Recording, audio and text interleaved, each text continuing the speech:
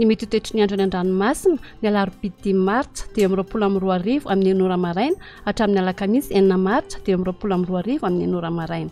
Tombanina mbola toetratrano ny alon-drano aterak'ilay rivo-doza andeha any amorontsiraka atsimon'ny nosy.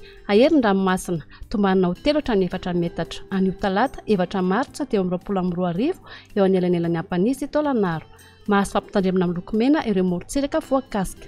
Entanina koa ny rehetra mba hanaraka ny toromarika omeny manam-pahefana isan'ny tokony. Ho an'ny morontsiraka Atsinanana tanjony bombaomby hatrany amin'ny tanjona Angotsy.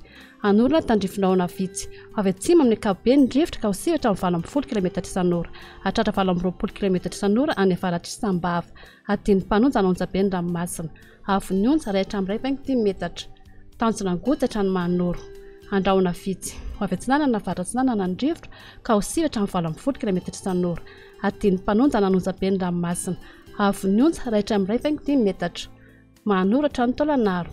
Anorina tandrifin-drahona any atsimo Mananjary. Avy atsimo ny rivotra ka ho sivatra amin'ny 20 km isan'ora any atsimo Vangaindrano. Avy avatra ny any akafa ka ho 20 hatramin'ny 20 km isan'ora.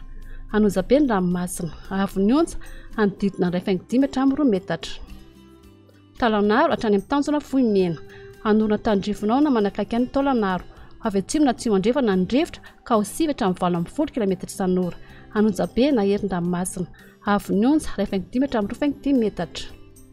Ho an'ny morontsiraka andrefana tanjona Vohimena hatrany amin'ny tanjona Ankapo. Andrahona amin'ny sitokotoko na hipalika ny masoandro. Avy atsimo na atsimo Atsinanana ny rivotra ka ho sivatra amin'ny 20 km isan'ora. Anonjabe ny ranomasina. Avy onja 5 hatramin'ny 2 metatra. Hatratra 23 metatra manakaiky ny tendrony atsimo. Tanjona Ankapo hatrany amin'ny tanjona Filanandro. Andramina amin'ny sitokotoko na hipalika ny masoandro. Avy Atsinanana ny rivotra ny maraina ka ho 7 km isan'ora. Avy atsimo andrefana ny tolakandro ka ho sivatra amin'ny 20 km isan'ora.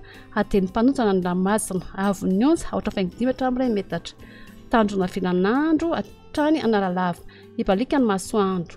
Avy andrefana na atsimo andrefana ny rivotra ka ho sivatra amin'ny 20 km isan'ora. Otony ny ranomasina. Avy onja ho latsaky ny 20 metatra. Analalava hatrany amin'ny tanjona Bombaomby. Andramina amin'ny sitokotoko na hipalika ny masoandro. Avy Atsinanana ny rivotra ny maraina ka ho 7 km isan'ora. Avy andrefana ny tolakandro ka ho 7 km isan'ora.